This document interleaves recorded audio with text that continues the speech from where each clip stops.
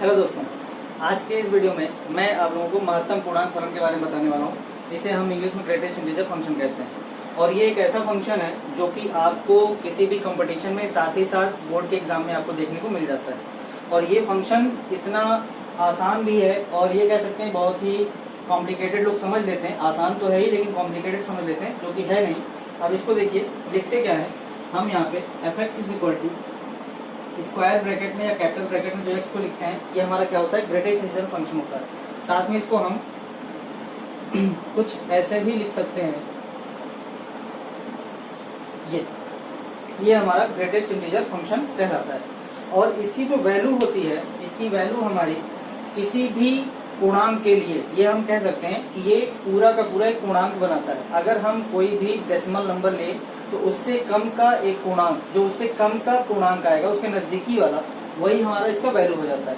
जैसे अगर हम यहाँ पे आपको दिखाएं, 0 का महत्तम पूर्णांक फलन हमको क्या मिलेगा, 0 मिलेगा। ठीक है, अगर हम 0.1 ले तो 0.1 से जस्ट छोटा या उससे जस्ट पीछे, ठीक है, जस्ट छोटे की बात करें तो उसका रिजल्ट कितना होगा, 0 होगा। अगर हम 0.999 ले तो भी इसका पूर्णांक क्या होगा, 0, क्योंकि जस्ट इससे छोटा जो पहला पूर्णांक होगा वही इसका नंबर होगा। अब अगर हम बात करें 1 की, तो 1 हमारे लिए भी क्या है, एक पूर्णांक है। अगर हम 1.9 लें तो भी ये हमारे लिए क्या है, पूर्णांक बनाएगा 1 के बराबर, क्योंकि मैंने क्या कहा, जो भी नंबर दिया है उससे जस्ट छोटा हमारा एक पूर्णांक हमें मिलता है। और इस तरीके से हम अगर 2 की बात करें तो 2 पूरा तो 2 है हमारे पास, क्योंकि इंटीजर है, पूर्णांक है। लेकिन अगर हमने 2.3 लिया तो भी हम इसको क्या लिख सकते हैं, 2 लिख सकते हैं। अगर 3.3 लिया तो इसको हम क्या लिख सकते हैं, 3 लिख सकते हैं। कुछ इस तरीके से हमको पूर्णांक मिलेंगे, मतलब हम जो भी नंबर लेते हैं उससे छोटा जस्ट पहला वाला, इससे जस्ट छोटा जो पूर्णांक आएगा वही हमारा क्या होगा, इस फंक्शन का नंबर रिजल्ट हो जाएगा। अगर हम -1 की बात करें, तो -1 के लिए महत्तम पूर्णांक क्या होगा, -1 होगा। अगर -1.1 ले तो इससे जस्ट छोटा हमको क्या मिलेगा, -2 मिलेगा। क्या मिलेगा, -2, तो इसका महत्तम पूर्णांक क्या हो जाएगा, -2 हो जाएगा। अगर हम -1.99 की बात करें तो भी इसका महत्तम पूर्णांक क्या होगा, -2, जस्ट इससे छोटा। ठीक है, इससे छोटा वाला जो वैल्यू होगा वो हमारा महत्तम पूर्णांक हो जाएगा। अगर हम यहाँ पे बात करें, नेगेटिव की बात करें तो थोड़ा इस पे भी ध्यान देंगे। अगर 0.1 लिखा है, तो इसका भी महत्तम पूर्णांक क्या होगा, -1 होगा। थोड़ा समझने का प्रयास करेंगे। अगर हमने 0.1 लिया है, क्योंकि 0 का तो 0 हो जाएगा, लेकिन अगर नेगेटिव में जो वैल्यू है -0.1 हमने लिया है तो उससे जो जस्ट छोटा वैल्यू होगा वो क्या हो जाएगा, -1 हो जाएगा। इसी तरीके से 0.99 विथ नेगेटिव साइन हम लेंगे तो इसका भी रिजल्ट हमको क्या मिलेगा, -1 मिलेगा। तो हम यहाँ पे कह सकते हैं, इन सब नंबरों को देखते हुए जो महत्तम पूर्णांक का रिजल्ट आता है वो हमें क्या मिल सकता है, जरा यहाँ पे ध्यान देंगे। जो यक्स की वैल्यू होती है वो हमारी छोटी होती है या बराबर होती है यक्स से। ठीक, महत्तम पूर्णांक मीन्स जो ये हमको महत्तम पूर्णांक या ग्रेटेस्ट इंटीजर फंक्शन हमको मिलता है उसका वैल्यू यक्स से छोटा या यक्स के बराबर होता है। तो हम यहाँ पे ये कह सकते हैं कि ये जो यक्स हमारा होता है ये एक ऐसा फंक्शन है जो यक्स से छोटा या यक्स के बराबर हमको एक रिजल्ट मिलता है। तो ये इसकी डेफिनेशन हो गई, साथ में ये इसके कुछ एग्जांपल्स हो गए। ठीक है, इसमें हमको बहुत सी चीजें पढ़ने को मिलती हैं, हम वही चीजें यहाँ पे आपको बताने वाले हैं। तो इसको थोड़ा सा ध्यान रखेंगे। और इसके ऊपर क्वेश्चन जो अगर हम बात करें 12th में, तो 12th में इसके ऊपर डिफरेंशिएशन का क्वेश्चन आता है। डिफरेंशिएशन में हम कंटिन्यूटी में इसके ऊपर क्वेश्चन सॉल्व करते हैं।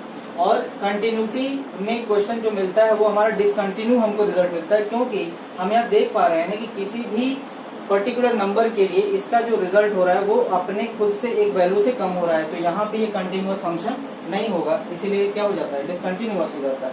ठीक है, तो इसमें थोड़ा सा यहाँ पे देखने की बात है और समझने की बात है। अगर हम यहाँ बात करें √5 की वैल्यू महत्तम पूर्णांक कितना होगा, तो हम जानते हैं √5 का जो स्क्वायर रूट होता है 2.4 समथिंग होता है। तो इससे जस्ट छोटा जो वैल्यू आएगा वो कितना हो जाएगा, इसका रिजल्ट 2 हो जाएगा। अगर इसी तरीके से हम √3 की बात करें तो √3 का रिजल्ट क्या होता है, 1.732 होता है। तो इसलिए इसका महत्तम पूर्णांक कितना हो जाएगा, 1 हो जाएगा। तो हम यहाँ देख पा रहे हैं कोई भी वैल्यू ली जा रही है, जस्ट इससे छोटा एक नंबर हमको मिल रहा है। ठीक है, तो इसमें हम क्या करते हैं, अब कैसे करना है, इसका हमें ग्राफ कैसे मिलेगा और इसके ऊपर जो फंक्शन मिलना है, या ये कह दीजिए कि इसकी जो प्रॉपर्टीज है, वो प्रॉपर्टीज में यहाँ पे हम थोड़ी सी बात की इसकी चर्चा करेंगे। तो इसका ग्राफ अब हमें क्या मिलेगा और ग्राफ कैसे बनाएंगे, इसका थोड़ा सा समझना है। वैसे महत्तम पूर्णांक फलन को, ग्रेटेस्ट इंटीजर फंक्शन को हम फ्लोर फंक्शन भी कहते हैं। क्या कहते हैं? फ्लोर फंक्शन कहते हैं, या तो स्टेप वाइज फंक्शन कहते हैं। इसका एक नाम, दो नाम और भी है। ठीक है, तो थोड़ा सा इसको समझने का प्रयास करेंगे। है तो ये आसान, थोड़ा इसको अच्छे से समझ लेंगे तो आगे की कुछ कंपटीशन में भी इसका काम आसान हो सकता है। ठीक है, तो चलिए आगे इसके ग्राफ पे हम थोड़ा नजर डालते हैं।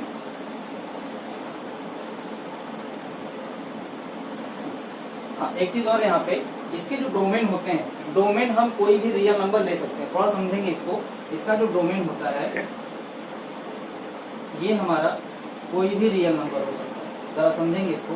इसका डोमेन कोई भी रियल नंबर हो सकता है, लेकिन इसका जो रेंज आएगा, इसका जो रेंज आएगा वो सिर्फ और सिर्फ इंटीजर होगा। वो सिर्फ और सिर्फ क्या होगा? इंटीजर होगा। इसको थोड़ा ध्यान में रख करके बात को समझेंगे। इसका सिर्फ और सिर्फ रिजल्ट इंटीजर ही हमको मिलता है, और डोमेन में हम कोई भी रियल नंबर ले सकते हैं। क्योंकि आप देख सकते हैं ये भी हमारा रियल है, ये भी रियल है, ये भी रियल है, ये सभी क्या है? रियल नंबर्स है। लेकिन इसके जो रिजल्ट हमको मिल रहा है वो सभी क्या मिल रहा है? एक इंटीजर के रूप में मिल रहा है। दैट मीन्स एक पूर्णांक के रूप में हमें इसका रिजल्ट देखने को मिल रहा है। ठीक है, तो अब हम इसके ग्राफ के ऊपर बात करते हैं। तो इसका ग्राफ कैसे बनता है थोड़ा उसको देखेंगे। बहुत ही इंटरेस्टिंग ग्राफ बनने वाला है और बहुत ही आसानी से ग्राफ आपको ये समझ में आ जाएगा। चलिए देखते हैं इसके रिजल्ट को।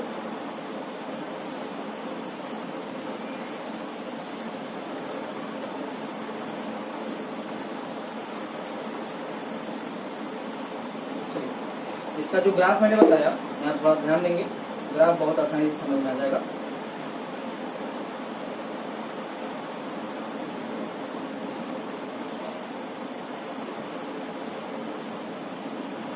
One two three four, then 1 2 3 4, -1 -2 -3 and -4। ये हमारा x', ये हमारा x, ये हमारा y, ये 1 2 3 4, और ये -1 -2 -3 -4। तो ये रिजल्ट नेगेटिव में है, और ये हमारा y'। अब इसका ग्राफ हम यहाँ पे समझाना चाहेंगे, थोड़ा इसको समझिएगा ध्यान से, और ये काफी इंटरेस्टिंग ग्राफ बनने वाला है इसका। ठीक है, 1 2 3 4। अब यहाँ पे करना क्या है, हमने क्या कहा, अभी आपने वैल्यू देखा, अगर हम 0 ले रहे हैं तो इसका रिजल्ट हमको 0 मिल रहा है। ठीक है, 0.1 लिया तो भी 0 मिला, 0.2 लिया तो भी 0 मिला। इसी तरीके से करते करते हम कहाँ गए, 0.999 तक गए तो भी हमें रिजल्ट कितना मिला? 0 ही मिला। इसका मतलब हम अगर स्टार्ट करते हैं, ये हमारा ओरिजिन है तो ये 0 है, अगर यहाँ से स्टार्ट करते हैं तो जो इसका रिजल्ट मिला हमको बारी बारी से 0 ही मिल रहा है, और यहाँ तक हमको 0 मिला। कहाँ तक? 1 तक। 1 तक हमको क्या मिला? 0 ही मिला, लेकिन 1 कंप्लीट नहीं हुआ। कहने का मतलब हम 1 तक तो गए हैं, लेकिन 1 कंप्लीट नहीं हुआ है, क्योंकि 0.999 तक वैल्यू जो भी हमने लिया रियल नंबर के रूप में, वो हमें क्या मिला? एक इंटीजर मिला, वो भी 0 हो। ठीक है, जैसे ही हम 1 पे शिफ्ट करेंगे, 1 पे शिफ्ट करेंगे, जैसे ही हमने x की वैल्यू 1 रखी तो हमको, क्योंकि इसको हम क्या कहते हैं? y का फंक्शन कहते हैं, तो हमको रिजल्ट क्या मिलेगा? 1 मिलेगा। तो अब हम आ जाएंगे कहाँ पे? शिफ्ट कर जाएंगे 1 पे, और 1 पे शिफ्ट करेंगे तो 1 के लिए अब हम देखेंगे यहाँ पे 1 से जितनी भी बड़ी वैल्यू ले रहे हैं, 1.1 1.2 1.3 1.4, इस तरीके से करते करते 1.999 तक जा रहे हैं। तो हम वो 2 कंप्लीट नहीं कर रहे हैं, क्योंकि वो हमारा क्या हो जा रहा है? जस्ट उससे पहले का मतलब उससे छोटा जो इंटीजर होगा वो हो जाता है 1। तो इसलिए ये 2 तक तो जाएगा, लेकिन 2 कंप्लीट नहीं होगा, यहाँ तक ये शिफ्ट कर जाएगा, तो ये हमको मिलेगा दूसरा रिजल्ट। अब जैसे ही हम 2 पे जाएंगे तो 2 का महत्तम पूर्णांक फलन हमको क्या कितना मिलता है? 2 मिलता है। तो हम यहाँ पे आ जाएंगे 2 पे, तो 2 हमको तो पूरा मिला।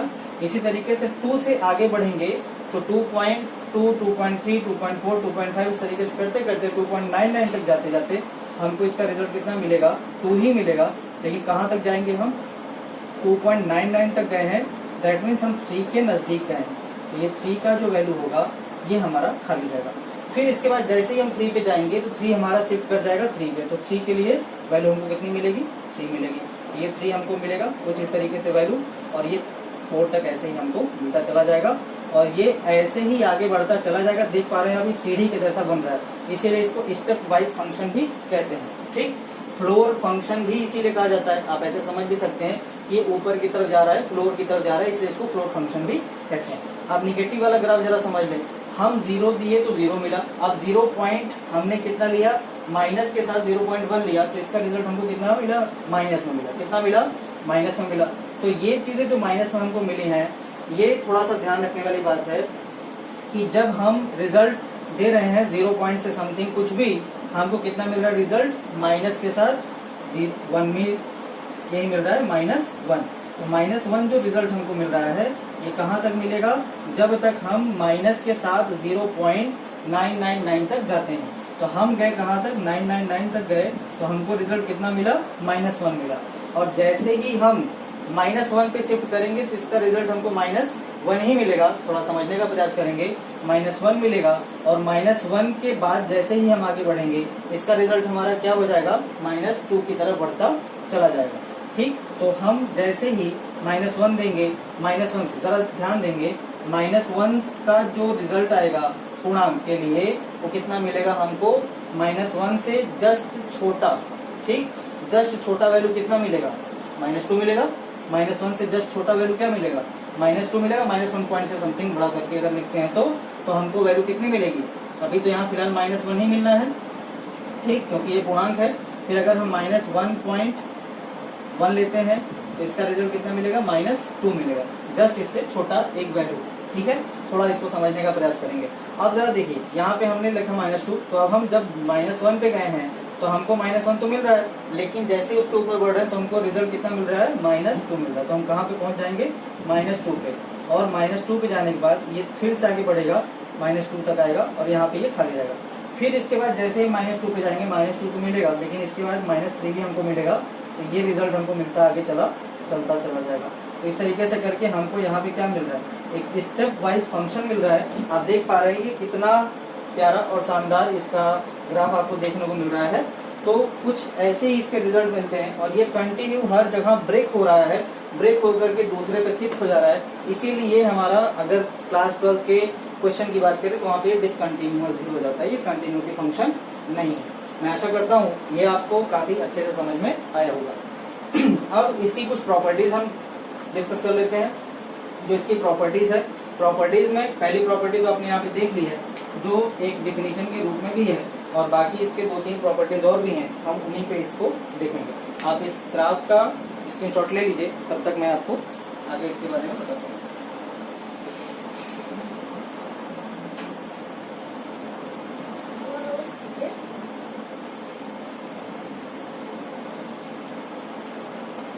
चलिए देखते हैं आगे इसकी प्रॉपर्टीज। ठीक है,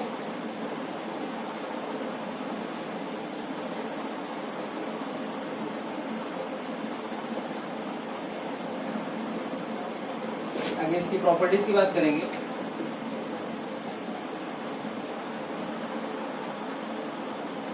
properties of greatest integer function. तो पहली प्रॉपर्टीज की क्या होती है, हमारे पास कोई भी पूर्णांक हो, महत्तम पूर्णांक, उस पर कितने ही ब्रैकेट हम क्यों न लगाते, थोड़ा सुनेंगे, कितने ही स्क्वायर ब्रैकेट क्यों न लगाते, इसका रिजल्ट हमको ऑलवेज यक्स ही मिलने वाला है अगर वो पूर्णांक है। जरा देखिए कैसे। एग्जाम्पल के तौर पे हमने 3 लिया, 6 के ऊपर हमने ब्रैकेट लगा दिया 3। ठीक, तो अंदर वाला जो महत्तम पूर्णांक है उसका रिजल्ट कितना मिलेगा हमको, 3 मिलेगा। ठीक, अब बचा बाहर वाला ब्रैकेट, ये दोनों। अब इसका भी ब्रैकेट महत्तम पूर्णांक निकालेंगे तो इसका भी 3 मिलेगा, और इसको तोड़ेंगे तो इसको भी 3 हम लिख सकते हैं। तो आप देख पा रहे हैं कि कोई भी पूर्णांक फलन होगा, उस पूर्णांक के ऊपर महत्तम पूर्णांक का जो ये ब्रैकेट बना हुआ, अगर ये रहेगा तो उसका रिजल्ट हमेशा क्या मिलेगा, हमको हमेशा यक्स के रूप में मिलेगा। ठीक है, इसका दूसरा प्रॉपर्टी क्या है,